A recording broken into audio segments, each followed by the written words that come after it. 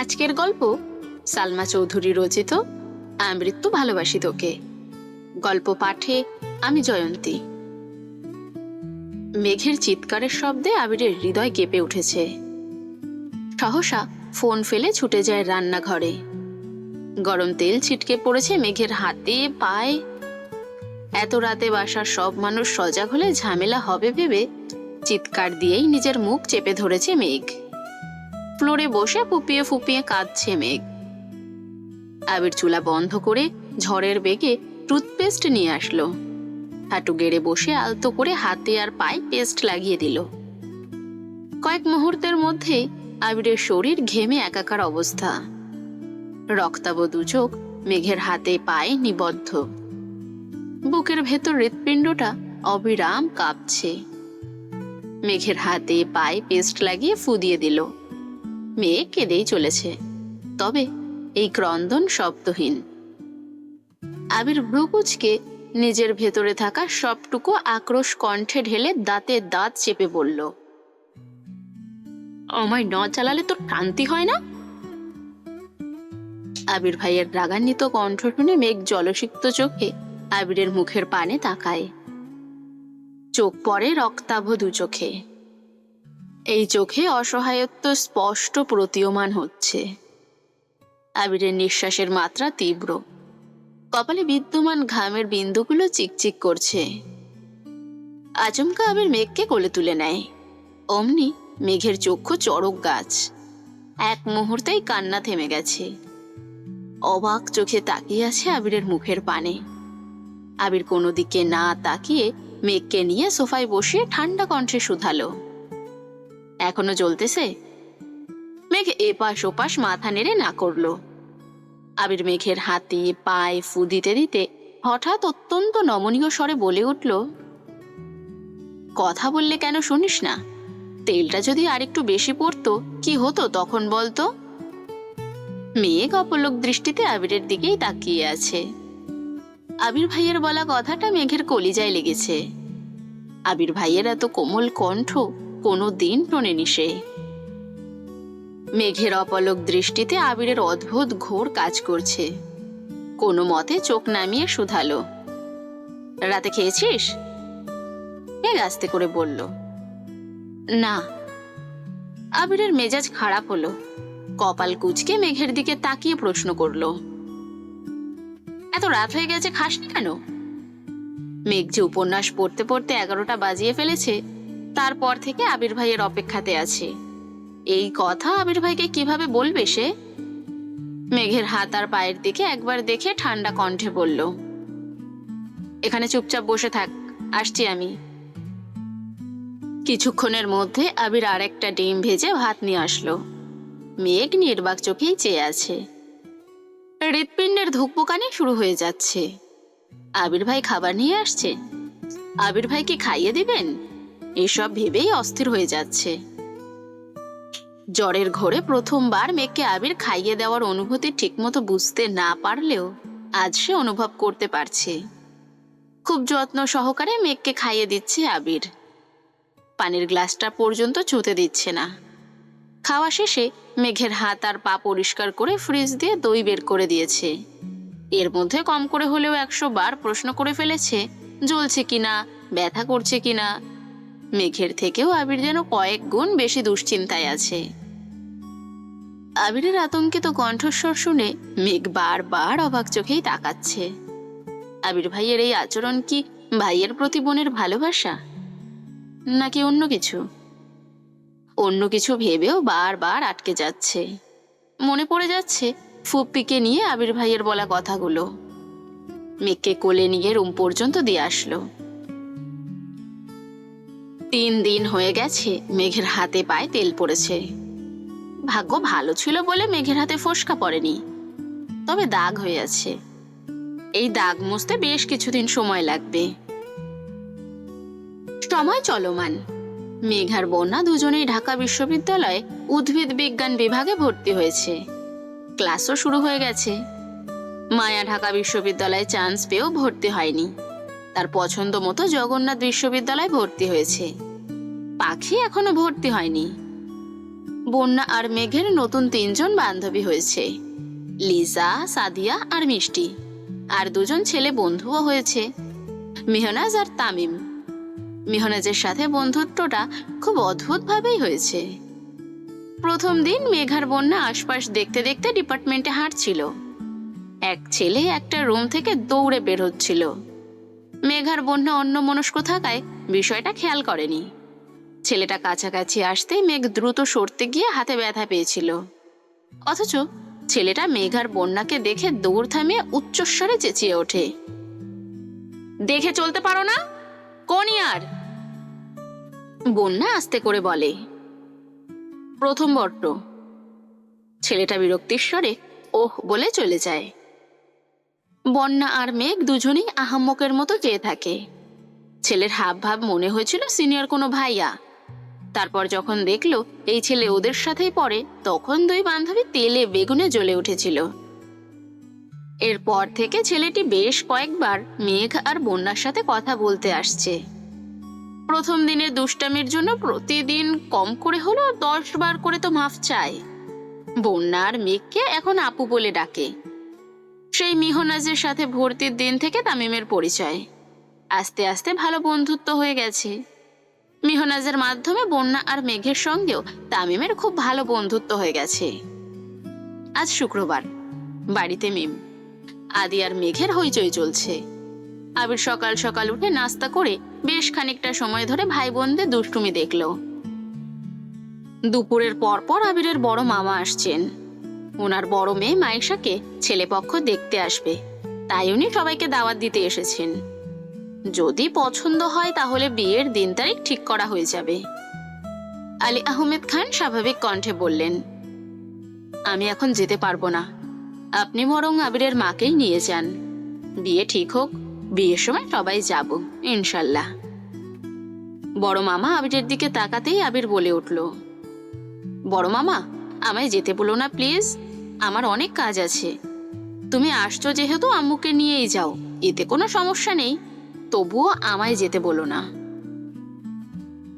বড় মামা একটু রেগে বললেন, এখন তোদের সমস্যা শুনছি, কিন্তু বিয়ের সময় আমি কারোর কোনো সমস্যা শুনতে চাই না। আমার মেয়ের বিয়েতে সবাইকে উপস্থিত থাকতেই হবে। আবির ঠান্ডা কণ্ঠেই বলল, যদি চাও সবাই মায়েশা আপুর বিয়েতে উপস্থিত থাকুক, তাহলে আগামী মাসের মাঝামাঝিতে তারিখ দিও, বাকিটা তোমাদের ইচ্ছে। এই বলে আবির চলে গেছে। আগামী মাসে মিম আদির বার্ষিক পরীক্ষা শেষ হবে, তারপর বিয়ে হলে সবাই যেতে পারবে। এই জন্যই আবির বিয়ের তারিখ আগামী মাসের মাঝামাঝি দিতে বলেছে। কয়েকদিন পর সকালবেলা খাবার টেবিলে সবাই একসাথে খাবার খাচ্ছিল। আলী আহমেদ খান হঠাৎই বলে উঠলেন, আবির, তোর কি কিছুদিন সময় হবে? আবির বাবার দিকে তাকিয়ে প্রশ্ন করল, কেন? আলী আহমেদ খান বললেন, তোকে রাজশাহী যেতে হতো। আবির ভাই রাজশাহী যাবে শুনেই মেঘ আঁতকে উঠল। ঘুম থেকে উঠে আর রাতে ঘুমোতে যাওয়ার পূর্বে আবির ভাইকে দেখা মেঘের নিত্যদিনের অভ্যেসে পরিণত হয়ে গেছে। আবির ভাইকে রাজশাহী যেতে হবে শুনে অষ্টাদশীর মন সহসা খারাপ হয়ে গেল। আবির কিছু বলার আগেই পাশ থেকে ইকবাল খান উঠে বেসিনের দিকে চলে গেছেন। আবির একবার বেসিনের দিকে দেখে পরক্ষণেই মেঘের দিকে এক পলক তাকালো। মেঘ মাথা নিচু করেই বসে আছে। আবির ভারী কণ্ঠে বলল, ঠিক আছে, কবে যেতে হবে? মোজাম্মেল খান বললেন, আগামীকাল গেলে ভালো হবে। কেউ আর কোনো কথা বলল না। তানভীর কিছু একটা বলতে গিয়েও থেমে গেছে। আবির খাবার শেষ করে অফিসের জন্য বেরিয়ে পড়েছে। বিকেলের দিকে মেঘের ঘুম ভাঙে। ফ্রেশ হয়ে ব্যালকনিতে দাঁড়াতেই দেখলো নিচে আবির ভাইয়ের বাইক রাখা। তার মানে আবির ভাই বাসায়। মেঘ রুম থেকে বেরিয়ে আবিরের রুমের দরজায় পা রাখতে রাখতে ডাকলো, আবির ভাই। পর্দা সরাতেই চোখ পড়লো রাকিব ভাইয়া সহ আরো 3 থেকে 4টা ছেলে। মেঘ সঙ্গে সঙ্গে দরজা থেকে সরে গেছে। মেঘ ওড়না মাথায় দিতে ব্যস্ত। আবির দরজা পর্যন্ত এসে বলল, কি হয়েছে বল। মেঘ মোলায়েম কণ্ঠে বলল, ছাদে যাব, চাবিটা কি দেওয়া যাবে? আবির স্বাভাবিক কণ্ঠে উত্তর দিল, তুই দাঁড়া, আমি নিয়ে আসছি। রুমে ঢুকতে রাকিব বলে উঠল, বাহ আবির বাহ, এখন থেকেই বউকে। এতটুকু বলতেই আবির রাকিবের মুখ চেপে ধরে বিড়বিড় করে বলল, মুখটা বন্ধ রাখ, ও বাইরে আছে, শুনতে পাবে। উচ্চস্বরে রাসেল, লিমন, মোবারক আর শিশির বলে উঠল, ও। আবির রাকিবকে ছেড়ে ছাদের চাবি মেঘকে দিয়ে গম্ভীর কণ্ঠে বলল, 1 ঘন্টার মধ্যে নিচে আসবি। মেঘ আচ্ছা বলে যেতে নিয়ে আবারও থমকে দাঁড়ালো। আবির তখনও দরজায় দাঁড়িয়ে আছে। মেঘকে দাঁড়াতে দেখে প্রশ্ন করল, আবার কি হলো? মেঘ আস্তে করে বলল, রাকিব ভাইয়া বাসায় আসছে, ভালো মন্দ খবর নেওয়া দরকার না? আবির কপাল কুঁচকে তাকালো, ধীর স্থির কণ্ঠে বলল, এখানে রাকিব ছাড়াও আরো কয়েকজন আছে, সবার সাথে কথা বলার আপাতত কোনো প্রয়োজন নেই। আর তোর পক্ষ থেকে আমি রাকিবের খবর নিয়ে নেব, যা এখন। ঘরে ঢুকতেই সবাই একসাথে বলে উঠল, এখনই এই অবস্থা আবির? আবির বিরক্তির স্বরে বলল, এই কি অবস্থা? এখনই ও বলে সম্বোধন করিস, বিয়ের পর কি বলবি? আবির ঠাট্টার স্বরে বলল, ও গো, হ্যাঁ গো, জান, কলিজা, ফুসফুস, ময়না, টিয়া, টুনটুনি, কত কিছুই আছে। শিশির বলে উঠল, এই ফাজলামো বাদ দিয়ে বিয়েটা তাড়াতাড়ি কর, আমরা তোর প্রণয়ের শুভ পরিণত দেখতে চাই। আবিরের মুখের হাসি মুহূর্তেই গায়েব হয়ে গেছে। ধপ করে বিছানার পাশে বসে গুরুভার কণ্ঠে বলল, যদি পারতাম সেই কবেই ওরে আমার রানী বানিয়ে ফেলতাম, পারছি না তো। রাসেল স্বাভাবিক কণ্ঠে বলল, আর সেসব বাদ দে, তোর এখন রাজশাহী যাওয়ার কি দরকার বলতো? এই সপ্তাহে আমাদের মিটিং হওয়ার কথা ছিল, তুই চলে গেলে কিভাবে হবে? আবির বলল, আমায় যেতেই হবে, মিটিং পরে করব। লিমন সচেতন কণ্ঠে শুধালো, তোর ইকবাল চাচ্চুকে পাঠালেই তো হয়, এমনিতে তো উনি বেশিরভাগ দায়িত্বই সামলান। আবির ভারী কণ্ঠে বলল, উনি সিলেট আর চট্টগ্রামের সব দায়িত্ব সামলান, ওনার রাজশাহী যাওয়া বারণ। কেন? লিমন প্রশ্ন করল। আবির বলা শুরু করলো, অনেক বছর আগের ঘটনা, যখন রাজশাহীতে প্রথমবার কোম্পানির কাজ শুরু হয়েছিল, তখন বেশ কয়েক বছর কাকামণি রাজশাহীতে ছিলেন। ওইখানে যেই বাসাতে ছিলেন, ওই বাসার মালিকের মেয়েকে কাকামণির ভালো লাগতে শুরু করে। মালিকের মেয়েরও কাকামণিকে ভালো লাগে। ধীরে ধীরে ওনাদের মধ্যে প্রেমের সম্পর্ক গড়ে উঠল। কিছুদিনের মধ্যে মালিকের পরিবার বিষয়টা জানতে পারে। তাদের দিক থেকে আপত্তি ছিল না, বিয়েও করিয়ে দিতে চেয়েছিল, কিন্তু কাকামণি চেয়েছিল পরিবার নিয়ে গিয়ে বউ উঠিয়ে আনবে। সেই যে রাজশাহী থেকে বাসায় আসছিল আব্বু আর চাচ্চুকে নিতে, ওই দিনের পর থেকে আজও রাজশাহীতে পা দিতে পারেননি। বিয়ে তো করতেই পারেনি, রাজশাহী পর্যন্ত যেতে পারে না। জোর করে আব্বু চাচ্চুর পছন্দে কুমিল্লা থেকে কাকিয়াকে বিয়ে করিয়ে এনেছেন। মনের বিরুদ্ধে গিয়েও সংসারে মনোযোগ দিতে হয়েছিল। সংসারে মনোযোগ আনার পেছনে পুরো ক্রেডিট কাকিয়ার। উনি অনেক ভালো মানুষ, উনি কাকামণির পাশে বন্ধুর মতো ছিলেন। এখন পর্যন্ত রাজশাহীর বেশিরভাগ কাজ চাচ্চু করেন, এই প্রথম আমি যাব। শিশির দীর্ঘশ্বাস ছেড়ে বলল, তোর কি হবে রে আবির? আবির মুচকি হেসেই উত্তর দিল, সিদ্ধান্ত তো কবেই নিয়ে নিয়েছি, মেঘকে পেলে বাঁচবো, আর না হয়। রাসেল প্রশ্ন করল, তোর বাবা আর চাচার সমস্যা কি? আবির দীর্ঘশ্বাস ছেড়ে বলল, সমাজ। ওনারা সমাজের চোখে ভালো থাকতে আপন মানুষদের মনকে 1000 বার খুন করতে পারেন। অফিসিয়াল কিছু বিষয় নিয়ে বেশিক্ষণ আলোচনা চলল। এর মধ্যে মেঘ এসে চাবি দিয়ে গেছে। সন্ধ্যার দিকে রাকিবরা চলে গেল। রাকিবদের গেট পর্যন্ত এগিয়ে দিয়ে ফেরার পথে মেঘের দরজার সামনে আবির দাঁড়িয়ে পড়ল। দরজা ধাক্কা দিয়ে তাকাতেই চোখে পড়ল মেঘ টেবিলের উপর মাথা নিচু করে বসে আছে। আবির মোলায়েম কণ্ঠে ডাকল, আসবো? মেঘ মাথা তুলে ঘাড় ঘুরিয়ে তাকিয়েছে, অশ্রুসিক্ত লোচনে তাকালো। অমনি গাল বেয়ে নোনা জল গড়িয়ে পড়তে শুরু করলো। আবিরকে দেখে মেঘ আবারও মাথা নিচু করে ফেলেছে। আবির এগিয়ে এসে মেঘের পাশে দাঁড়িয়ে প্রশ্ন করলো, চা খাবি নাকি কফি? এমন প্রশ্ন শুনে পুনরায় মুখ তুলে আবিরের মুখের পানে তাকালো। এই যে সে কান্না করছে, কই একটু সান্ত্বনা দিবে তা না। মেঘ মনে মনে ভাবছে, কখন কি বলতে হয় এই ব্যাটা কিছুই জানে না। মেঘের বৃহৎ অক্ষে যুগল আবিরের চোখেই নিবদ্ধ, গাল বেয়ে এখনো নোনা জল গড়িয়ে পড়ছে। আবিরের ওষ্ঠদয় কিছুটা প্রশস্ত হলো, কণ্ঠ খাদে নামিয়ে বলল, এই যে কান্না করছিস, একটু পরে তো মাথা ব্যথা শুরু হবে। তুই নিজের চিন্তা নাই করতে পারিস, আমার তো করতে হবে। মেঘ সিক্ত আঁখিতে তাকিয়ে প্রশ্ন করল, আপনার চিন্তা করতে হবে কেন? আবির একটু ভেবে বলল, কাঁদতে কাঁদতে যদি চোখে অন্ধকার দেখিস, তখন সবাই তোকে কানি বলবে। তানভীরের কত কষ্টই না হবে যখন ওকে সবাই কানির ভাই বলবে। আবির সশব্দে হাসছে, মেঘ নির্বাক চোখে তাকিয়ে আছে। আবির হাসি থামিয়ে বলল, চা খাবি নাকি কফি খাবি এটা বল, তারপর কান্না করিস। মেঘ কপাল গুটিয়ে বলল, কফি। আবির মুচকি হেসে বলল, গুড গার্ল, এবার কান্না শুরু কর। আমি আসার আগ পর্যন্ত কাঁদবি, 1 সেকেন্ডের জন্য থামবি না। রেডি?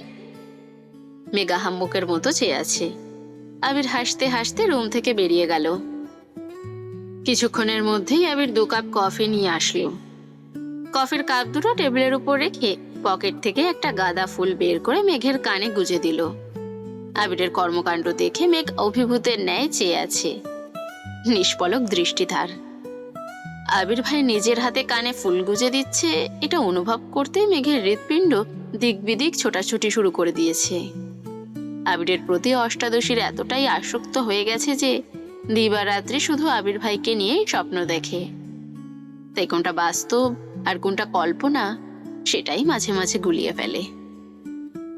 আবির মেঘের দিকে তাকিয়ে শান্ত কণ্ঠে বলল, মাশাআল্লাহ, আমার ফুল ছেঁড়াটা সার্থক হলো। মেঘ জানালার গ্লাসের দিকে তাকিয়ে নিজেকে দেখল।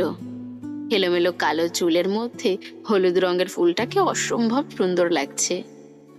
পরক্ষণে নিজের চোখ মুখের দিকে নজর পড়তেই গ্লাস থেকে দৃষ্টি সরিয়ে নিল। কান্নার তোপে মুখমণ্ডল লাল হয়ে গেছে। নিজের বিষণ্ণ মুখশ্রী দেখতে কারোরই ভালো লাগে না। আবির ঠান্ডা কণ্ঠে বলল, কফিটা খা। আবির কফির কাপ হাতে নিয়ে বিছানার পাশে বসেছে। কফির কাপে 2 চুমুক দিয়ে রাশভারী কণ্ঠে বলে উঠল, নিজেকে এতটা উৎপীড়িত ভাবিস না। মুখ লুকিয়ে কান্না তারাই করে যাদের নিজের প্রতি কোনো আস্থা নেই। মেঘের নিস্তব্ধতা দেখে আবির দীর্ঘশ্বাস ছেড়ে পুনরায় বলল, তুই যত কাঁদবি মানুষ তোকে আরো বেশি কাঁদাতে চাইবে। কিছু মানুষের কাজই হলো অন্যের দুর্বল জায়গাতে আঘাত করা। ভার্সিটিতে পড়ছিস, নতুন বন্ধু হচ্ছে, আর যাই করিস কখনো নিজের দুর্বলতা কারো কাছে প্রকাশ করবি না। মেঘ মনোযোগ দিয়ে কফি খাচ্ছে আর আবিরের কথা শুনছে। আবির ভাইয়ের প্রতি অষ্টাদশীর নিষিদ্ধ প্রেমানুভূতি এতটাই প্রখর হতে শুরু করেছে যা প্রকাশ করতেও সাহস পাচ্ছে না, প্রকাশ না করেও থাকতে পারছে না। যতবারই ভাবে আবির ভাইকে নিজের মনের কথা বলবে, ততবারই ফুপ্পির কথা মনে পড়ে যায়। ফুপ্পির কথা মনে হলেই শুধু কান্না পায়। আবির ভাই রাজশাহী চলে যাবে শুনে এমনিতেই মন খারাপ ছিল। তার মধ্যে সন্ধ্যাবেলা জান্নাত আপু কল দিয়েছে। জান্নাত আপুর ফোন দিয়েই ফুপ্পির সাথে কথা বলেছে। ফুপ্পির কান্না শুনে মেঘও কান্না শুরু করে দিয়েছে। বারবার শুধু মনে হয় এই বাড়ির মানুষগুলো এত নিষ্ঠুর কেন। আব্বু, বড় আব্বু কিভাবে পারছেন বোনকে রেখে এতগুলো বছর কাটাতে? ওনাদের কলিজাটা কি একবারের জন্য কেঁপে উঠল না? তানভীর ভাইয়াও তো মেঘের সাথে এত বছর যাবত এমনটাই করে আসছেন। যদি জানতে পারে মেঘ আবিরকে ভালোবাসে, তাহলে বড় আব্বু আব্বুর মতো 2 ভাই নিশ্চিত এমনই আচরণ করবে। এসব ভেবেই মেঘ কাঁদছিল। মেঘ আস্তে করে বলল, জান্নাত আপু কল দিয়েছিল। আবির ঠান্ডা কণ্ঠে জবাব দিল, আমি জানি ফুপ্পির সঙ্গে তোর কথা হয়েছে, এটাও জানি। মেঘ শীতল কণ্ঠে শুধালো, পুপ্পি কি আমাদের বাসায় আসবেন না? পুপ্পির জন্য আমার খুব কষ্ট হচ্ছে। কথাটা বলেই মেঘ আবারও কান্না শুরু করে দিয়েছে। আবির অত্যন্ত ধীর কণ্ঠে বলে উঠল, তুই 1 মাসেই এত অধৈর্য হয়ে যাচ্ছিস, অথচ ফুপ্পি 28 বছর যাবত এই কষ্ট সহ্য করেই বেঁচে আছেন। ফুপ্পি কিছু বললে তুই যদি সঙ্গে সঙ্গে কান্না শুরু করিস, তখন তো ফুপ্পি আরো বেশি ভেঙে পড়বেন। নিজেকে আগে শক্ত কর।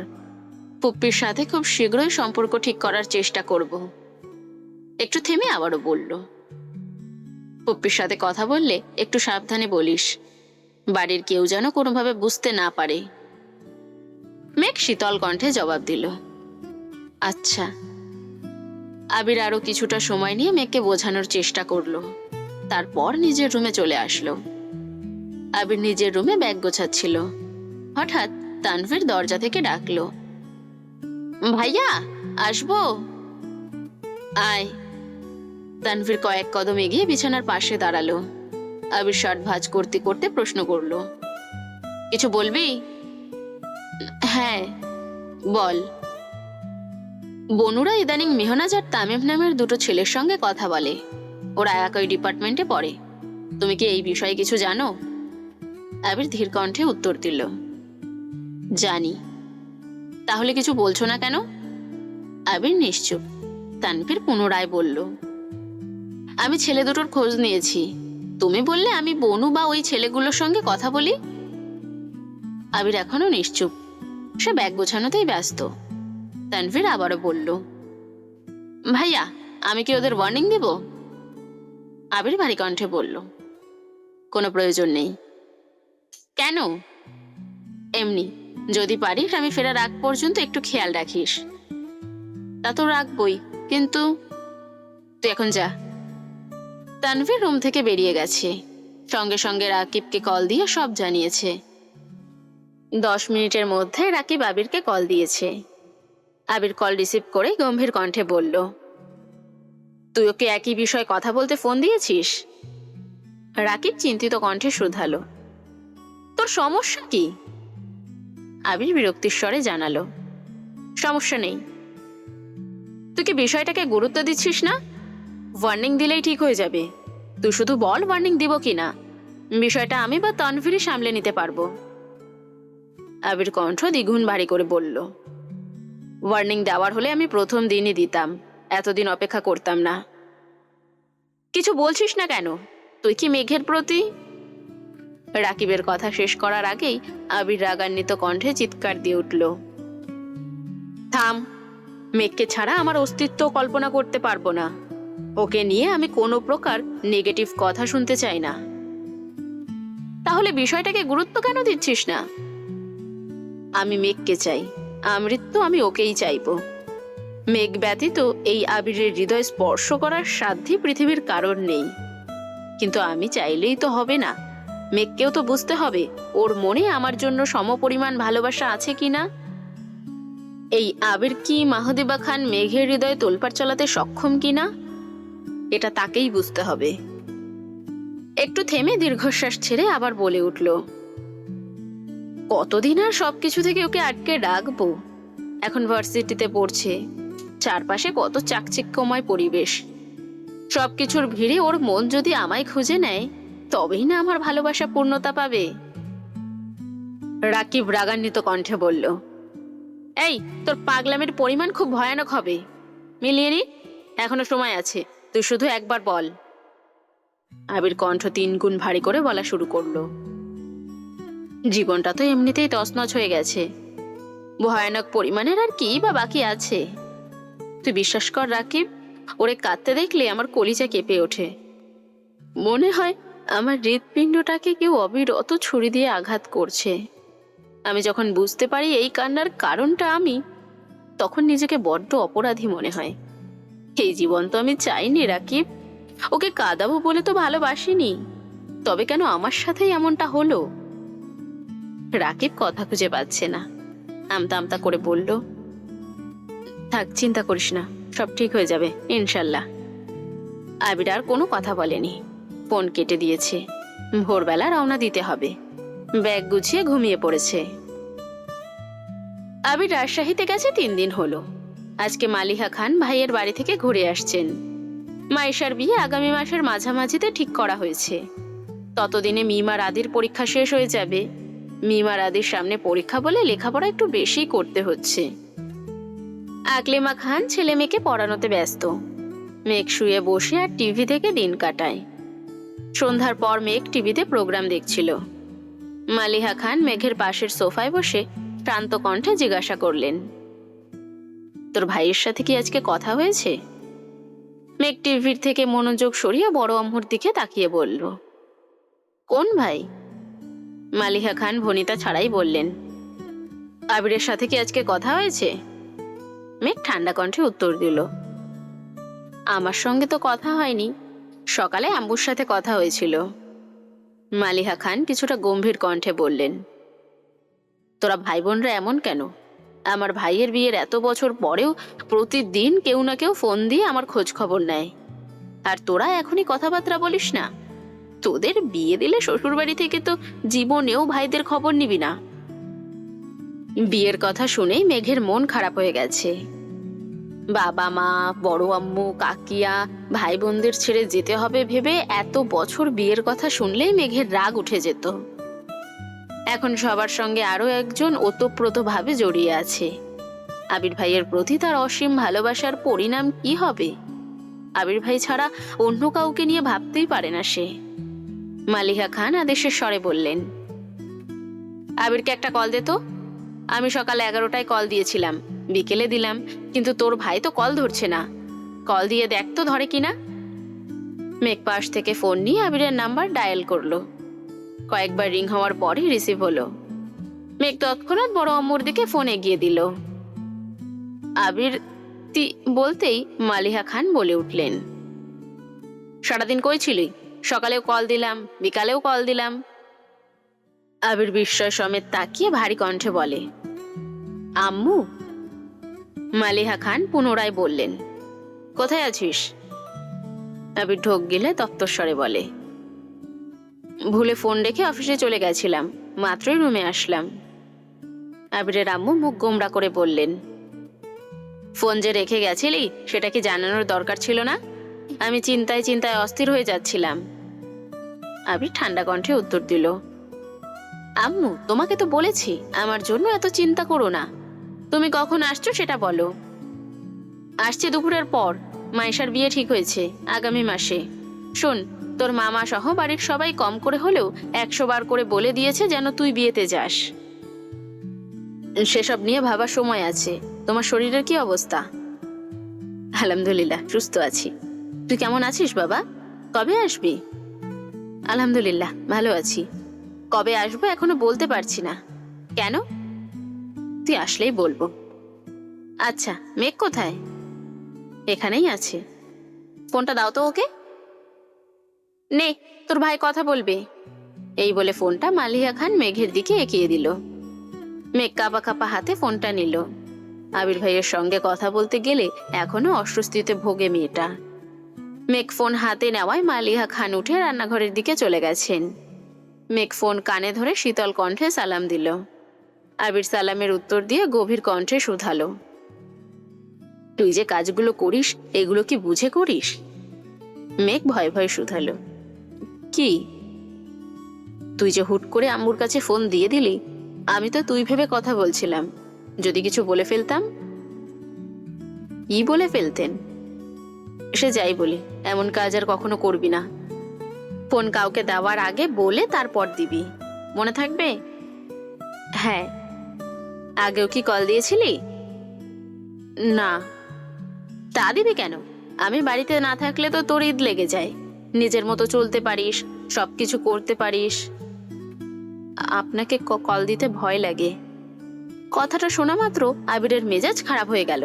কপাল গুটিয়ে অত্যন্ত পুরু কণ্ঠে বলল, খুব ভালো, আমার মাথা ব্যথা করছে, রাখছি। মেঘ আর কিছুই বলতে পারলো না। আবির কল কেটে দিয়েছে। অষ্টাদশী মন খারাপ করতে চেয়েও করতে পারলো না। 3 দিন পর আবির ভাইয়ের সাথে একটু হলেও কথা হয়েছে, এতেই মনটা হালকা হয়ে গেছে। তবে আবির ভাইয়ের মাথা ব্যথা শুনে চিন্তাও লাগছে। খাওয়া দাওয়া শেষ করে রাতে শুয়ে শুয়ে ভাবছে আবির ভাইকে কল দেবে কিনা। ভাবতে ভাবতে ডায়াল করলো আবিরের নাম্বার। অষ্টাদশীর বুকে ধুকপুকানি শুরু হয়ে গেছে। বারবার মনে হচ্ছে শ্বাস আটকে আসছে। শোয়া থেকে উঠে বসেছে। আবির ফোন রিসিভ করেই বলল, সরি। কেন? সন্ধ্যার আচরণের জন্য। মেঘের অক্ষি যুগল কোটর ছেড়ে বাহিরে আসতে চাইছে। আবির ভাই তাকে সরি বলছে? এটাও কি সম্ভব? মেঘ কোমল কণ্ঠে শুধালো, আপনার মাথা ব্যথা কি কমেছে? আবির ঠাট্টার স্বরে বলল, যদি বলি কমেছে তাহলে কি কথা বলবি না? মেঘ ভনিতা ছাড়াই বলে উঠল, বলবো। আবির মৃদু হেসে বলল, তার মানে কথা বলতে ফোন দিয়েছিস? না। তাহলে ফোন কেন দিয়েছিস? জানি না। আবির সশব্দে হেসে বলে, হায় আল্লাহ, এত কনফিউজড। হাসি থামিয়ে আবির স্বাভাবিক কণ্ঠে বলে উঠল, চিন্তা করিস না, খাবার খেয়ে ওষুধ খেয়েছিলাম, এখন মাথা ব্যথা কমেছে। তুই কি করিস? আমি বসে আছি। খেয়েছিস? হ্যাঁ। ক্লাসে গেছিলি? জি। মেঘ মোলায়েম কণ্ঠে বলল, আবির ভাই? সেই সুপরিচিত কণ্ঠে আবির বলে, মেঘ চোখ বন্ধ করে সেই শব্দটা অনুভব করার চেষ্টা করলো।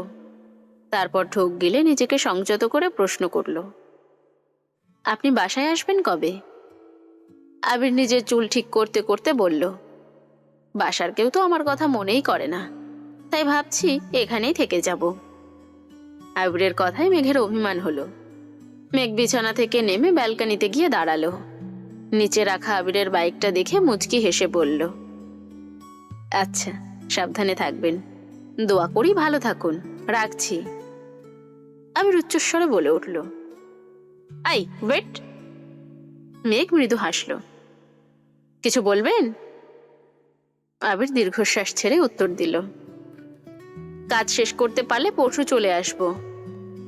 কেন, ওইখানে থাকবেন না? আবির দাঁত চিবিয়ে বলে উঠল, সেটা সময় বলে দিবে।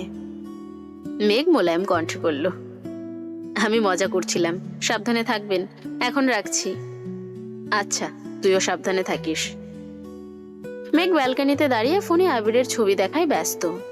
প্রতিটি ছবিতেই আবির ভাইকে অসম্ভব সুন্দর লাগছে। এত সুদর্শন কোনো পুরুষ হতে পারে এটা আবির ভাইকে না দেখলে মেঘের বিশ্বাসই হতো না।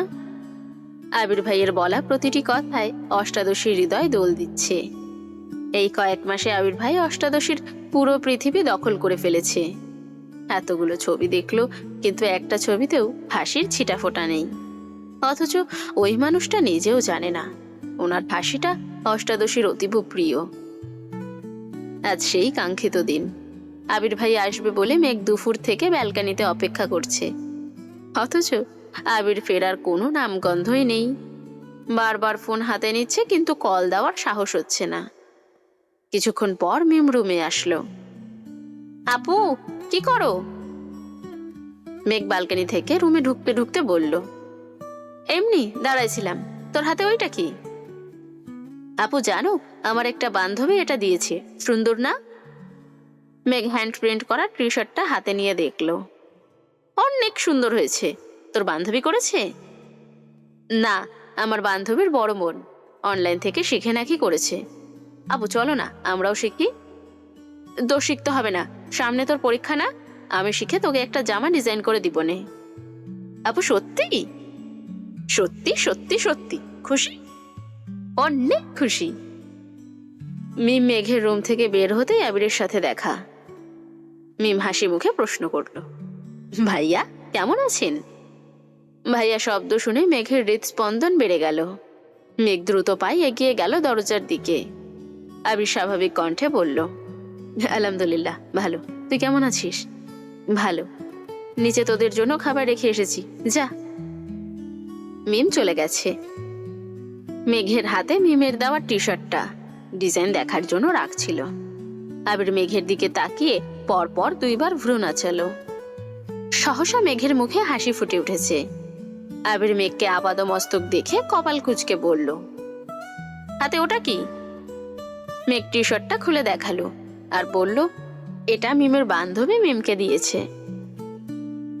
আবির কপাল কুঁচকে পুনরায় শুধালো, তো এটা তোর কাছে কেন?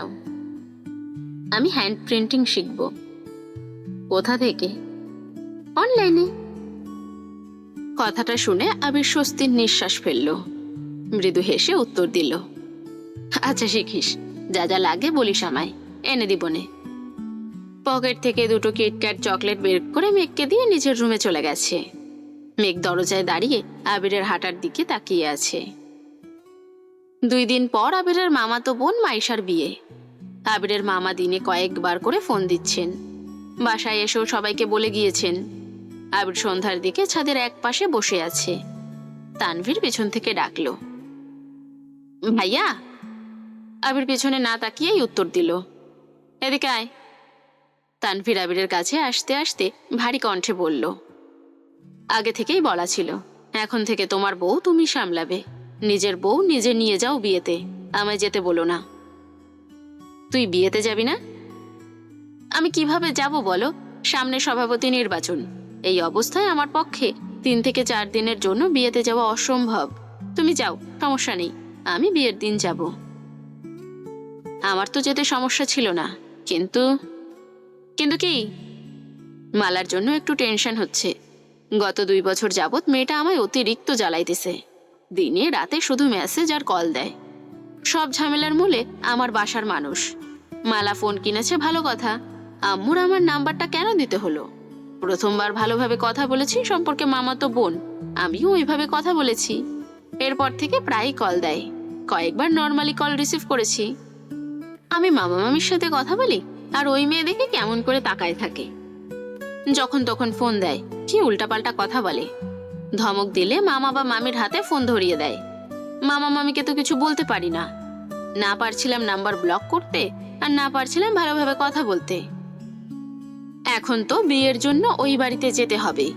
ওই মেয়ের আচরণ দেখে তোর বোন না আবার হাইপার হয়ে যায়, এই চিন্তায় ভালো লাগছে না। এত কাহিনী তো আমায় বলনি। অসহ্যকর বিষয় নিয়ে আলোচনা করতে আমারও অসহ্য লাগে। তানভীর একটু ভেবে বলল, ভাইয়া ভেবো না, তোমার একটা থাপ্পড় খাইলে সব ঠিক হয়ে যাবে। আবির বিরক্তির স্বরে জানালো, বাসায় যেদিন আসছিল ওই দিনে থাপ্পড় দিতে ইচ্ছে হয়েছিল। তোর বোন ব্যতীত আমি স্বইচ্ছায় কোনো মেয়েকে ছুতে চাই না বলে ওই মেয়ে এখনো আমার থাপ্পড় খায়নি। এখন কি করবা? আবির দীর্ঘশ্বাস ছেড়ে বলল, যদি মালার কারণে মেঘের চোখ থেকে 1 ফোঁটা পানিও পড়ে, মালার খবর আছে, আমি ভুলে যাব সে আমার বোন হয়। তানভীর ভীত স্বরে বলে, ভাইয়া তোমার রাগটা কন্ট্রোলে রাখো প্লিজ। বনুরে মালার থেকে দূরে দূরে রাখো, আর পারলে বনুরে একটু সময় দিও। গপ্পবাসর, গল্প শুনুন, গল্পে থাকুন। এমনই ভিন্ন স্বাদের গল্প শুনতে এক্ষুনি গপ্পবাসরকে লাইক, কমেন্ট অ্যান্ড সাবস্ক্রাইব করুন। আসর সাজিয়ে বাসরে থাকুন। ধন্যবাদ। তানভীরের সাথে বেশ কিছুটা সময় কথা বলে আবির নিচে আসলো। মেঘ সোফায় বসে টিভি দেখছে। ড্রয়িং রুমে আর কেউ নেই। আবির মেঘকে দেখেও না দেখার মতো করে রান্নাঘরে চলে গেছে। নিজের জন্য কড়া করে 1 কাপ কফি করেছে। কফির কাপটা হাতে নিয়ে আবির সিঁড়ির দিকে যাচ্ছিল। মেঘ কপাল কুঁচকে এক দৃষ্টিতে আবির ভাইকেই দেখছে। আবিরের মনের ভেতরের দুশ্চিন্তাগুলো চেহারায় ভেসে উঠেছে। অষ্টাদশী আবিরের দামাটে চেহারা দেখে বোঝার চেষ্টা করছে আবির ভাইয়ের কি হয়েছে। মেঘ একবার ভাবছে জিজ্ঞাসা করবে, কিন্তু সাহস হচ্ছে না। আবির সিঁড়ি পর্যন্ত যেতেই মালিহা খান নিজের রুম থেকে বের হতে হতে আবিরকে ডাকলেন। আবির সিঁড়ির পাশে দাঁড়িয়ে পড়েছে। মালিহা খান সোফায় এসে বসলেন। আবিরের দিকে তাকিয়ে বললেন, তোর সাথে কথা আছে। আবির নির্বিকার কণ্ঠে বলল, আম্মু তুমি যে বিষয় নিয়ে কথা বলতে চাইছো সেই বিষয়ে আমি কথা বলতে চাই না বলেই রাজশাহী থেকে ফেরার পর তোমার সাথে দূরত্ব রেখে চলছি। কথা বলতে চাই না বললেই কি সবকিছু এড়িয়ে যেতে পারবি? তোর কি বিয়ের বয়স হয়নি? বিয়ে কি করবি না? আবির তপ্ত স্বরে জানালো, বিয়ে করার সময় হলে নিজেই তোমাদের বলবো। মালিহা খান শুষ্ক কণ্ঠে বলে উঠলেন, আমি আমার ছেলের এই রূপ দেখবো বলে ছেলেকে বিদেশে পাঠাইনি। তোকে এত মন মরা দেখতে আমার ভালো লাগে না। আমি চাই তুই বিয়ে কর। একটু থেমে পুনরায় বললেন, জান্নাত মেয়েটাকে আমার খুব ভালো লেগেছিল। এতদিন মেঘের টিউটর ছিল, এখন তো আর সে আমাদের বাসায় পড়ায় না। মেয়েটার খোঁজ নিতে তো সমস্যা নেই। আবির নিশ্চুপ। মেঘ হাঁ হয়ে তাকিয়ে আছে বড় আম্মুর মুখের পানে। মেঘের চোখে মুখে দুশ্চিন্তার ছাপ। কিভাবে বলবে জান্নাত আপুর যে বিয়ে হয়ে গেছে, তাও আবার আসিফ ভাইয়ার সঙ্গে। মেঘ সহসা আবিরের মুখের পানে তাকালো। মালিহা খান মেঘের দিকে তাকিয়ে বললেন, তোর কাছে জান্নাতের নাম্বার আছে? মেঘ বলে, জান্নাত আপু? মেঘের কথার মাঝে আবির বলে উঠল, ওর কাছে নাম্বার থাকবে কোথা থেকে? তুমি কি শুরু করেছো আম্মু? মেয়েটা পড়াতে আসছিল, পড়াইছে, আলহামদুলিল্লাহ মেঘ চান্সও পাইছে। মেয়েটাকে দাওয়াত দিয়ে খাওয়াতে চাইছো, গিফট দিতে চাইছো, সব ইচ্ছে তো পূরণ করা হলো। এরপরও এই বিষয় নিয়ে কেন কথা ওঠে? মেঘ আহাম্মুকের মতো আবিরের দিকে চেয়ে আছে। বলে দিলেই হয় জান্নাত আপুর বিয়ে হয়ে গেছে। আবির মেঘের দিকে চোখ রাঙিয়ে ইশারা করলো যাতে কিছু না বলে। আবির দীর্ঘশ্বাস ছেড়ে পুনরায় বলল, সামনে মাইশা আপুর বিয়ে, তুমি বরং সেদিকে মনোযোগ দাও। আর বিয়ে বাড়িতে গিয়ে কোনোভাবে আমার বিয়ের কথা তুললে আমি কিন্তু সঙ্গে সঙ্গে বাড়ি থেকে চলে আসব, কথাটা মাথায় রেখো। মেন গেট থেকে ভেতরে 2 কদম এগিয়ে আলী আহমেদ খান উচ্চস্বরে বললেন, হয়েছেটা কি? মা ছেলের মধ্যে কি নিয়ে মনোমালিন্য চলছে? আবির মায়ের দিকে তাকিয়ে ধীর কণ্ঠে বলল, আব্বুকে কিছু বলবা না কিন্তু। বাবার দিকে তাকিয়ে গম্ভীর কণ্ঠে বলল, কিছু না। আবির চলে গেছে। বড় আব্বুকে দেখে মেঘও টিভি বন্ধ করে চলে যাচ্ছে। আলী আহমেদ খান সোফায় বসতে বসতে মালিহা খানকে শুধালেন, কি হয়েছে? মালিহা খান মনমরা হয়ে উত্তর দিলেন, কি আর হবে, বিয়ের কথা বলছিলাম, এজন্য রাগারাগি করছে। আলী আহমেদ খান ভারী কণ্ঠে বললেন, তুমি ছেলেরে আর কিছু বইল না, মাথাটা একটু ঠান্ডা হোক, আমি কথা বলবো। মালিহা খান পিতল কণ্ঠে জানালেন, ঠিক আছে। আজ মাইশার গায়ে হলুদ। মালিহা খান আর আলী আহমেদ খান গতকালই বিয়ে বাড়িতে চলে গেছেন। মালিহা খান মাইশাদের বড় ফুপ্পি, তাই ওনার দায়িত্ব একটু বেশি। আরো আগেই যাওয়ার কথা ছিল, কিন্তু অসুস্থতার কারণে আলী আহমেদ খান স্ত্রীকে একা ছাড়তে রাজি নন। ডাক্তার দেখিয়ে গতকাল উনি নিজেই নিয়ে গিয়েছেন। তানভীর ব্যতীত বাকিরা আজ বিয়ে বাড়িতে যাবে। আগে থেকেই বলা, আবির ইকবাল খানের গাড়ি নিয়ে যাবে। মামুনি, কাকিয়া, মেঘ, মিম আর আদিকে নিয়ে যাওয়ার দায়িত্ব আবিরের। মোজাম্মেল খান আর ইকবাল খান অফিস করে বিকেলের দিকে রওনা দিবেন। সকাল থেকে সাকিব আবিরকে কলের পর কল দিয়েই যাচ্ছে, যেন যত তাড়াতাড়ি সম্ভব বিয়ে বাড়িতে উপস্থিত হয়। সকালের নাস্তা করে ইকবাল খান আর মোজাম্মেল খান অফিসের উদ্দেশ্যে বেরিয়ে পড়েছেন। বাকিরা রেডি হচ্ছে। গায়ে হলুদের পাঞ্জাবি, শাড়ি নেওয়ার দায়িত্ব ছিল আবিরের। নিজের কিছু জামা কাপড় সহ সব ব্যাগ গাড়ির ডিকিতে রাখতে গিয়ে হঠাৎ কিছু একটা মনে করে বাড়ির ভেতরে ঢুকছে আবির। মিম, আদি, মামুনিরা ততক্ষণে রেডি হয়ে মেঘকে ডাকতে ডাকতে বেরিয়ে পড়েছেন। তাকিয়ে আবিরকে জিজ্ঞাসা করলেন, আবার কোথায় যাচ্ছিস? উত্তরে আবির জানালো, ওয়ালেটটা রুমে ফেলে এসছি, তোমরা গাড়িতে বসো, আমি এক্ষুনি আসছি। হালিমা খান পুনরায় ডেকে বললেন, মেঘ রেডি হলো কিনা একটু দেখে আসিস তো। আবির আচ্ছা বলে সিঁড়ি দিয়ে দ্রুত পায়ে উঠে রুম থেকে ওয়ালেট আর একটা জ্যাকেট নিয়ে বের হয়েছে। জ্যাকেটটা পরে ওয়ালেটটা চেক করতে করতে মেঘের দরজা পর্যন্ত এসে ডাকলো, আর কতক্ষণ লাগবে তোর? আবিরের কণ্ঠ শুনে মেঘ চমকে উঠল। ত্রস্ত ঘুরে দাঁড়ালো সে। সঙ্গে সঙ্গে বিছানা থেকে জ্যাকেট টেনে গায়ে জড়িয়ে নিয়েছে। মেঘের হুড়োহুড়ি কর্মকাণ্ডে আবির মেঘের দিকে তাকালো। মেঘের গায়ে এমন ভাবে জ্যাকেট জড়ানো দেখে আবির কয়েক সেকেন্ডের জন্য স্থির দৃষ্টিতে তাকায়। মেঘ চিবুক নামিয়ে দাঁড়িয়ে আছে। মেঘ কালো রঙের একটা গাউন পরেছে, সাথে আবিরের গিফট করা একটা গর্জিয়াস হিজাবও পরেছে। মেঘকে দেখতে এত মায়ামী আর মোহময় লাগছে যে আবির দৃষ্টি সরাতে পারছে না। মেঘকে আপাদমস্তক দেখে আবির মেঘের আতকে ওঠার কারণটা বোঝার চেষ্টা করলো। যদিও কিছু বুঝতে পারেনি, তবুও আবির চোখ নামিয়ে সরি বলে রুম থেকে বের হতে যাচ্ছিল। মেঘ অস্বস্তি কাটিয়ে ডাকলো, আবির ভাই। আবির দরজার বাহির থেকে উত্তর দিল, হুম। মিমকে একটু ডেকে দেবেন প্লিজ? আবির ব্যালকনি থেকে ড্রয়িং রুমে একবার তাকালো, কোথাও কেউ নেই। আবির উচ্চস্বরে জানালো, সবাই বের হয়ে গেছে, মিমও গাড়ির কাছে চলে গেছে। কোনো সমস্যা? আমি কি কোনোভাবে হেল্প করতে পারবো? মেঘ কি করবে বুঝতে পারছে না। মিমকে বেশ কয়েকবার ডেকেছে, আদি আর মিম হই হুল্লোড় করে বেরিয়ে গেছে, তাই মেঘের ডাক মিম শুনতেও পায়নি। আবির ভাইকে বলবে কিনা বুঝে উঠতে পারছে না। মেঘকে নিস্তব্ধ থাকতে দেখে আবির পুনরায় মেঘের রুমে ঢুকেছে। আবির রুমে ঢুকতে মেঘ আঁতকে উঠল, বৃহৎ চোখে তাকালো। আবির ভ্রুকুচকে প্রশ্ন করল, কি হয়েছে? মেঘ চিবুক নামিয়ে নিল।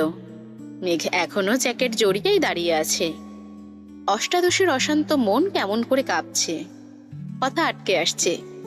মাথা নিচু করে অনেক কষ্টে বলল, জামার চেনটা লাগাতে পারছি না। আবির স্বাভাবিক ভঙ্গিতে মেঘের কাছে এগিয়ে এলো। আবিরের আগানোতে অষ্টাদশীর হৃদস্পন্দনের মাত্রা বাড়তে শুরু করেছে।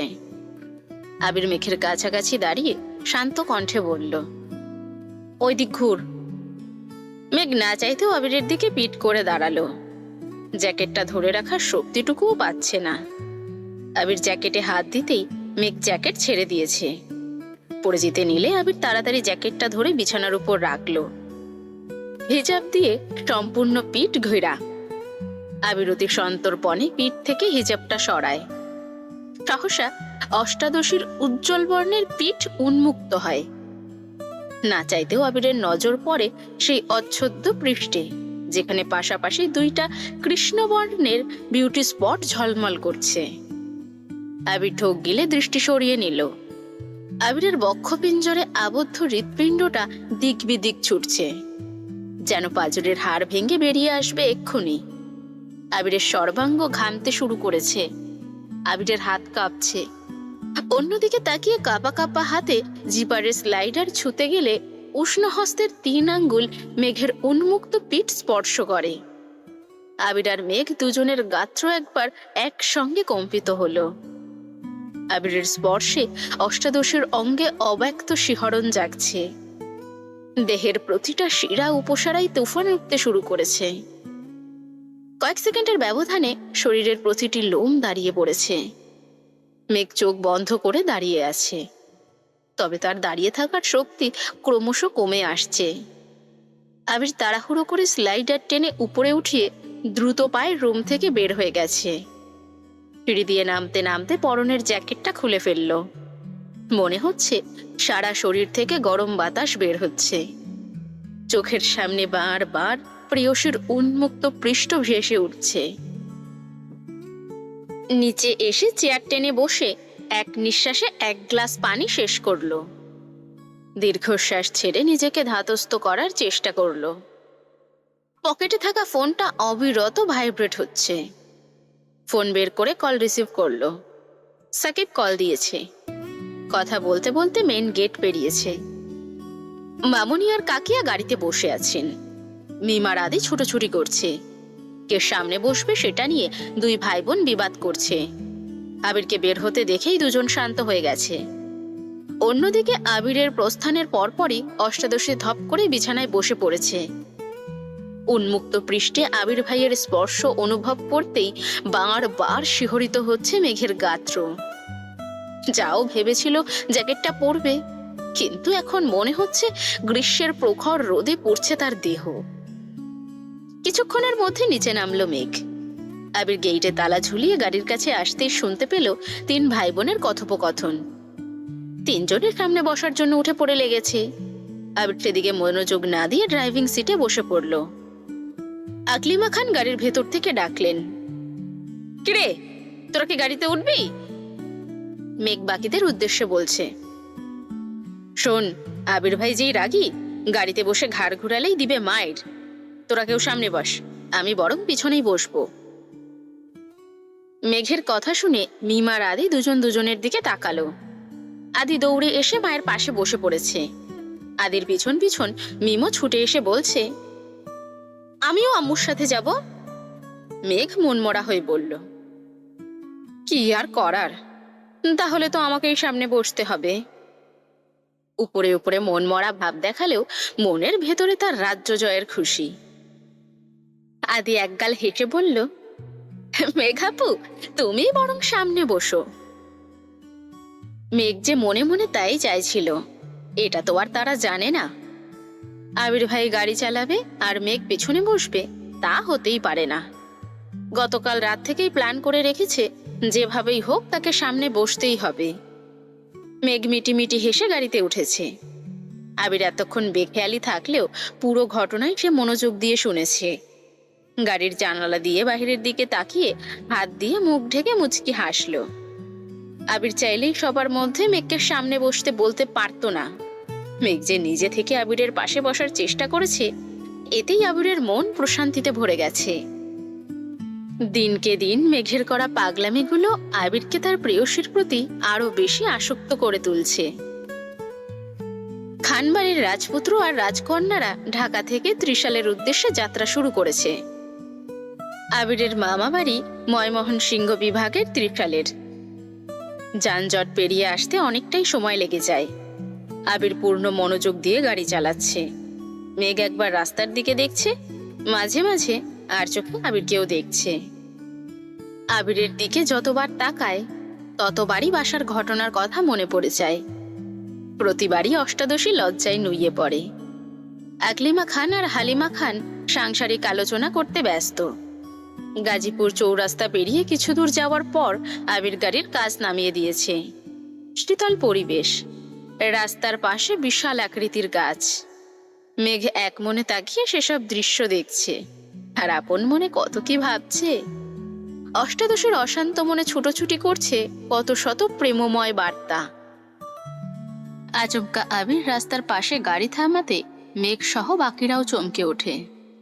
আবির মামনি আর কাকিয়ার উদ্দেশ্যে বলে, তোমরা একটু বসো, আমি আসছি। 5 মিনিটের মধ্যে একটা শপিং ব্যাগ আর কিছু খাবার নিয়ে গাড়িতে উঠেছে।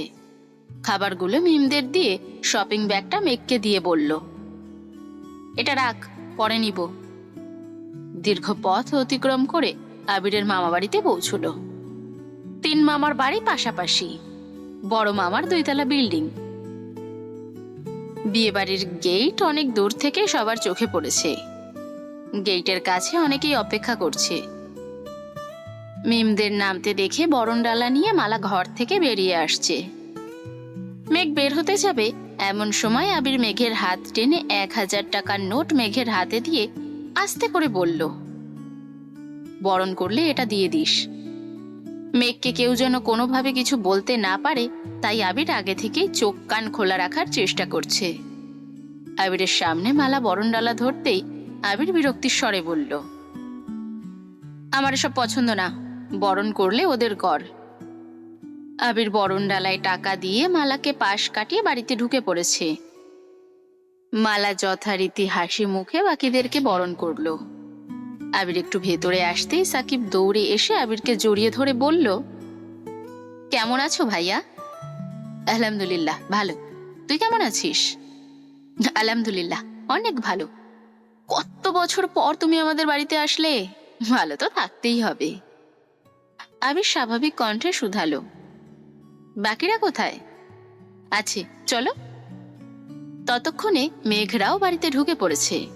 আবির বারান্দায় পা রাখতে রাখতে সবার উদ্দেশ্যে সালাম দিল। সালামের উত্তর দিয়ে এক একজন এক এক প্রশ্ন করছে। তাদের মধ্যে একজন বয়স্ক মহিলা বলে উঠলেন, এইডা বাবু না? কত বড় হইয়া গেছে, মাশাআল্লাহ, বাবুরে চেনার তো কোনো উপায়ই নাই। উঠোন থেকে মেঘ কথাটা শুনে ফিক করে হেসে দিল। আবির ভাইয়ের মতো টুপুরুষ দেহি এত লম্বা চওড়া মানুষকে কেউ বাবু বলে সম্বোধন করছে, এটা শুনেই হাসি পাচ্ছে। তারপরও নিশ্চিত হওয়ার জন্য মায়ের দিকে তাকিয়ে শুধালো, বাবু কে আম্মু? হালিমা খান বললেন, আবিরকে ওর নানা বাড়ির মানুষ ছোটবেলা থেকে বাবু বলে ডাকতো, উনি তোর বড় আম্মুর চাচি হন। আবির মৃদু হেসে শুধালো, নানু কেমন আছো? আলহামদুলিল্লাহ ভালো আছি ভাই, তুমি ভালো আছো নি? আলহামদুলিল্লাহ। বেশ কিছুটা সময় আলাপচারিতা চলল। আবির মায়েশার সঙ্গে দেখা করতে ভেতরে চলে গেছে। মায়েশার রুমের সামনে এসে ডাকলো, আপু আসবো? মায়েশা আবিরকে দেখেই মিষ্টি করে হাসলো। বিছানা থেকে নেমে জিজ্ঞাসা করলো, কেমন আছিস ভাই আমার? কত বছর পর তোকে দেখছি। আবিরের ওষ্ঠদয় প্রশস্ত হলো। উত্তরে আবিরও বলল, তোমাকেও। আচ্ছা আপু, এই বিয়েতে তুমি খুশি তো? আলহামদুলিল্লাহ, আব্বু আম্মু খুশি থাকলে আমিও খুশি। শুধু একটাই ইচ্ছে, যার কাছে বিয়ে দিচ্ছে সে মানুষটা যেন ভালো হয়। চিন্তা করো না, মানুষ হিসেবে ভাইয়া খুব ভালো, আমি খোঁজ নিয়েছি। তাছাড়া ওনার সাথে আমার দেখাও হয়েছে। ইনশাল্লাহ তুমি সুখী হবে। তুই দেখা করেছিলি? এর মধ্যে মিম, মেঘ আর আদিও মায়েশা আপুকে দেখতে আসছে। মায়েশা বরাবরই চাপা স্বভাবের একটা মানুষ, কখনো কারো বাড়িতে বেড়াতেও যায় না। তবে ফোনে প্রায়ই সবার সাথে কথা হয়। তাছাড়া মালিহা খান বেড়াতে আসলে ওনার মুখে বাড়ির সবার কথাই শুনে, সেভাবেই চেনে সকলকে। আবির ভ্রুকুচকে শুধালো, কেন, ভাইয়া কি তোমায় বলেনি? কথা বলিনি তো, বিয়ে ঠিক হওয়ার পর একদিন কথা হয়েছিল। আমার কথা বলতে খুব অস্বস্তি লাগে। উনি মাঝে মাঝে কল দেন, কিন্তু আমি রিসিভ করি না। আবির শপিং ব্যাগ আর নিজের পকেট থেকে একটা চিঠি বের করে মায়েশা আপুর হাতে দিয়ে বলল, তুমি কথা বলো না বলে তোমার জামাই মাঝ রাস্তায় দাঁড়িয়ে থেকে আমাকে দিয়ে পাঠাইছে। এটা পড়ে ওনাকে কল দিতে বলছে। মেঘ উত্তেজিত কণ্ঠে শুধালো, রাস্তার ওই লোকটা কি আপুর বর ছিল? আবির মেঘের দিকে তাকিয়ে উপর নিচ মাথা নাড়ল। মেঘ মুচকি হেসে বলল, মাশাল্লাহ আপু, ভাইয়া কিন্তু কিউট আছে।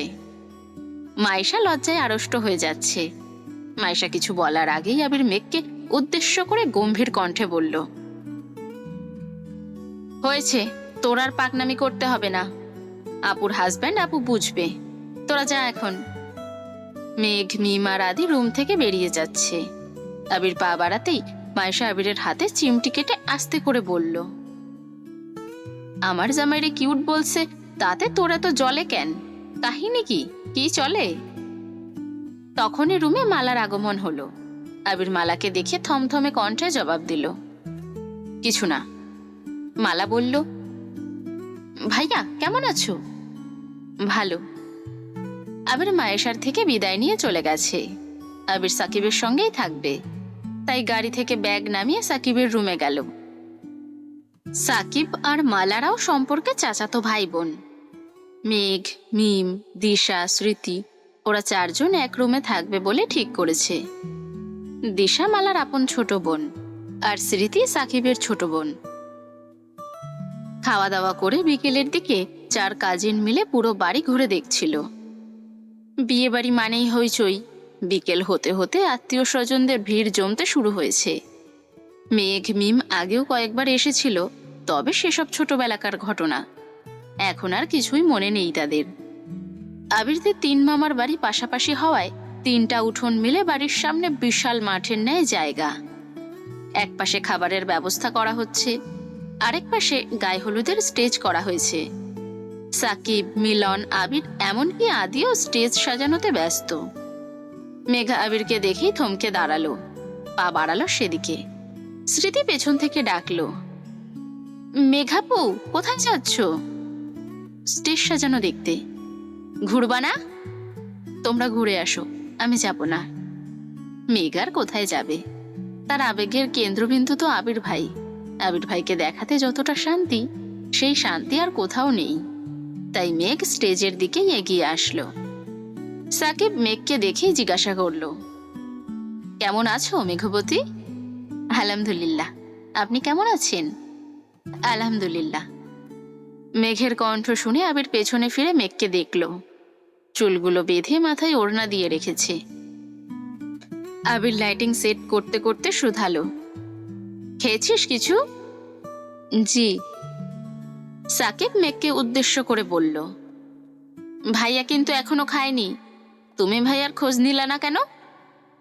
আবির দাঁতে দাঁত চেপে সাকিবের দিকে তাকিয়ে বলে, বেশি কথা বললে তোর শরীরে তার পেঁচিয়ে দেব। মেঘ শীতল কণ্ঠেই বলল, আমি তো জানতাম না। আবির মেঘের দিকে তাকিয়ে বলল, আমি খাইছি, সাকিব এমনিই মজা করছে। আবির সাকিবরা কাজ করছে। মেঘ চেয়ারে বসে বসে তাদের কাজ করা দেখছে। কিছুক্ষণ পর স্মৃতি, দিশা আর মিমও চলে এসেছে। সবাই চেয়ারে বসে গল্প করছে, অথচ মেঘের নজর আবিরের দিকে। আশেপাশে কে কি বলছে সেসবে কোনো মনোযোগ নেই তার। স্টেজ সাজানো প্রায় শেষের দিকে। তখন মালা একটা প্লেটে অনেক রকমের পিঠা নিয়ে আসলো। আবিরকে ডেকে বলছে, আবির ভাইয়া, তোমার জন্য পিঠে নিয়ে আসছি। মালার কথায় আবির কোনোরূপ প্রতিক্রিয়া দেখালো না, ফিরেও তাকালো না। অথচ মেঘের ছ্যাপ করে রাগ উঠে গেছে। মনে পড়ে গেছে বাসায় আবির ভাইয়ের উপর ঢলে পড়তে যাচ্ছিল এই মালা আপু। আবির ভাইয়ের প্রতি তখন তীব্র ভালোবাসা অনুভব করতে না পারলেও সেদিন ঠিকই কেঁদেছিল সে। তবে এখন তো সে আবিরকে ভালোবাসে। আবির ভাই ভালোবাসুক বা না বাসুক, অষ্টাদশী মনে প্রাণে আবিরকে ভালোবাসে। আবিরের আশেপাশে সে কাউকে সহ্য করতে পারবে না। মেঘ ভেতরে ভেতরে রাগে ফুঁসছে। মালা পুনরায় বলল, পিঠাগুলো খেয়ে নাও ভাইয়া। আবির পেছনে না ফিরেই বলল, আমি খাবো না পিঠা, ওদের দে। হাত দিয়ে মেঘদের দিকে ইশারা করল। আবিরের কথাটা মালার পছন্দ হয়নি। অকস্মাৎ সাকিব বলল, 3 দিন যাবত এত কাজ করতাছি, আমাকেও তো একটা পিঠা সাধতে পারতিস। মালা সাকিবের উপর নিজের ক্ষোভ প্রকাশ করল। তুই কি বাড়ির মেহমান যে তোকে আলাদা করে পিঠা দিতে হবে? সাকিব মন খারাপ করে বলল, আজ মেহমান হতে পারিনি বলে কেউ দামই দেয় না। মালা আর কথা বাড়ালো না। মেঘের হাতে পিঠাগুলো দিয়ে চলে গেছে। পিঠাগুলো সে আবিরের জন্য আলাদা করে এনেছিল। নকশি পিঠার সবগুলোই লাভ আকৃতির। পিঠাগুলোর দিকে নজর পড়তেই দ্বিতীয় দফায় রাগ উঠে গেল মেঘের। মিমার স্মৃতির দিকে পিঠাগুলো দিয়ে বলল, তোরা খা, আমি খাবো না। আবির সাকিবের দিকে তাকাতেই সাকিব জিজ্ঞাসা করল, কি হয়েছে মেঘবতী, পিঠা খাবে না কেন তুমি? আমাদের বাড়ির পিঠাগুলো কি অপরাধ করেছে যে তুমি তাদের ছুঁয়েও দেখছো না? মেঘ গম্ভীর মুখ করে উত্তর দিল, পিঠা খাবো, তবে এগুলো না। সাকিব বলে, আয় মিলন, মেঘবতীর জন্য পিঠা নিয়ে আয়। যত জাতের পিঠা আছে সবগুলো নিয়ে আসবি। মেঘ ভ্রুকুচকে বলল, আমি এখন পিঠা খাবো না। মিলন সেসবে পাত্তা দেয়নি। কিছুক্ষণের মধ্যেই বড় প্লেটে অনেক প্রকারের পিঠা এনে মেঘকে দিয়েছে। মেঘ না চাইতেও 2 থেকে একটা পিঠা খেয়েছে। আবির লাইটিং এর কাজ শেষ করে মেঘের পাশের চেয়ারে বসলো। মেঘ আবিরের দিকে প্লেট এগিয়ে দিয়ে বলল, নেন পিঠা খান। আবির 2 হাত সামনে এগিয়ে বোঝালো হাতে ময়লা, খাবে কি করে? মেঘ ভনিতা ছাড়াই বলল, হাত ধুয়ে আসুন।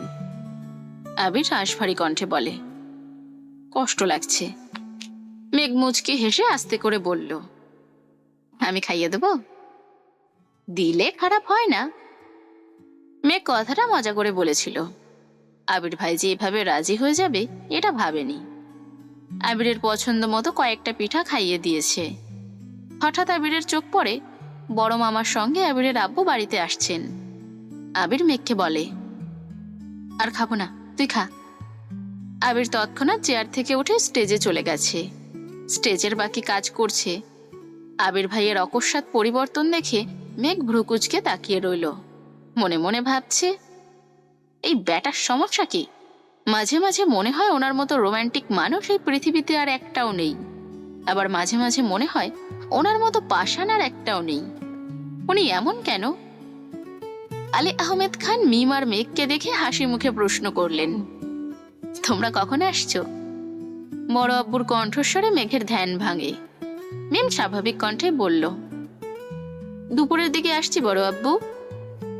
আবিরের বড় মামা শুধালেন, খাওয়া দাওয়া করেছো নাকি শুধু পিঠাই খেতে দিয়েছে তোমাদের? মেঘ আলগোছে হেসে উত্তর দিল, আমরা এসে ভাত খেয়েছি, এখন আবার পিঠা খাচ্ছি। মামা পুনরায় বললেন, বাড়িটাকে নিজের বাড়ি মনে করবে। যা ইচ্ছে হবে নিজের হাতে নিয়ে খাবে, সেটা গাছের কোনো ফলই হোক অথবা ঘরের কোনো খাবার। মিম আর মেঘ একসঙ্গে বলল, আচ্ছা বড় মামা। হঠাৎ করে বাড়ির পরিবেশ বদলে গেছে। হই হুল্লোড় যেন 3 গুণ বেড়ে গেছে। মাইশা শ্বশুর বাড়ি থেকে বেশ কয়েকজন গায়ে হলুদের শাড়ি, মেহেদি আরো কি কি নিয়ে আসছে। আবির আগন্তুকদের কয়েক মুহূর্ত পর্যবেক্ষণ করলো। 4 থেকে 5টা অল্প বয়স্ক মেয়ে, সাথে 5 থেকে 7টা ছেলে। মালা গেইটের সামনে গিয়ে তাদের বরণ করছে। স্মৃতি আর দিশাও গেইটের কাছে চলে গেছে। মিম যেতে নিলেই আবির ধমক দেয়। আবিরের ধমকে মিমের সঙ্গে সঙ্গে মেঘও কেঁপে উঠেছে। আবির মেঘ আর মিমকে উদ্দেশ্য করে বলল, তোরা এখন রুমে যা। মেহমান যাওয়ার আগ পর্যন্ত তোদের এক বোনের ছায়াও যদি আমি দেখি তাহলে খবর আছে বলে রাখলাম। মেঘ মাথা নিচু করে বলল, আপুকে হলুদ লাগাবো না? আবির বিরক্ত স্বরে বলল, রাতে লাগাইস, এখন যা। মেঘ আর মিম দুজনেই মাথা নিচু করে একে অপরকে অভিযোগ জানাতে জানাতে রুমে চলে গেছে। এতদিন তানভীর ভাইয়া এমন করেছে, মিম আর মেঘ দুজনকে অতিরিক্ত শাসনে রেখেছে। এবার তানভীর আসেনি, তাই ভেবেছিল একটু আনন্দ করবে। সব আনন্দে আবির ভাই পানি ঢেলে দিল। সন্ধ্যার পরপরই মেহমান চলে গেছে। মাইশা আপু মিম আর মেঘকে খুঁজে না পেয়ে দিশাকে দিয়ে ডেকে পাঠিয়েছে। মাইশা আপুর 4 জন বান্ধবীও এসেছে। মালা আপুরও 3টা বান্ধবী এসেছে। এছাড়াও খালাতো মামাতো বোনরা তো আছেই। সন্ধ্যার পর থেকে বাড়িতে শাড়ি পরার ধুম পড়েছে। মিম আর মেঘ বিছানার এক পাশে বসে সবার সাজগোজ দেখছে। মাইশা আপু বারবার দুজনকে শাড়ি পরতে বলেছে। মিম শাড়ি দুচোখে সহ্য করতে পারে না, কিন্তু সবার শাড়ি পরা দেখে মেঘের খুব ইচ্ছে করছে শাড়ি পরতে। তবে আজ পর্যন্ত কখনো শাড়ি পরেনি সে, তাই শাড়ি সামলাতে পারবে না ভেবে ভয় পাচ্ছে। মাইশা আপুর এক বান্ধবীকে দেখে হঠাৎ মেঘের রাকিবের গার্লফ্রেন্ডের কথা মনে পড়ে গেল। জান্নাত আপুর বিয়েতে কত সুন্দর করে সেজে এসেছিল। রাকিব ভাইয়ার গার্লফ্রেন্ডকে দেখে সেদিন মেঘেরও শাড়ি পরতে ইচ্ছে হয়েছিল, তবে আজ আর সাহস পাচ্ছে না। আচমকা মায়েশা আপু মেঘের দিকে তাকিয়ে জোর গলায় বললেন, মেঘ, তুমি কিন্তু শাড়ি পরবে, একদম না শুনবো না। পরবে মানে পরবেই। আপু, আমি তো কখনো শাড়ি পরিনি। তোমার যেভাবে সুবিধা হবে সেভাবেই পরানো হবে, তুমি চিন্তা করো না। মিমের এসব শাড়ি পরা দেখতে আর ভালো লাগছে না। মেঘ শাড়ি পরবে শুনে মন খারাপ করে রুম থেকে বেরিয়ে গেছে। মেঘও রেডি হতে ওয়াশরুমে গেছে। মাইশা আপু মিটিমিটি হাসছে। মাইশা আপুর বেস্ট ফ্রেন্ড জিজ্ঞাসু চোখে যে প্রশ্ন করলো, কিরে হাসছিস কেন? মাইশা আশেপাশে দেখে বান্ধবীর কানের কাছে বিড়বিড় করে বলল, আবিরের কথা বলেছিলাম না তোকে, ওর চাচাতো বোন মেঘ। আমি শিওর আবির মেঘকে পছন্দ করে, কিন্তু কিছু বলতে পারছে না। মেঘকে শাড়ি পরাচ্ছি যাতে আবিরের রিয়াকশন বুঝতে পারি, বুঝলি?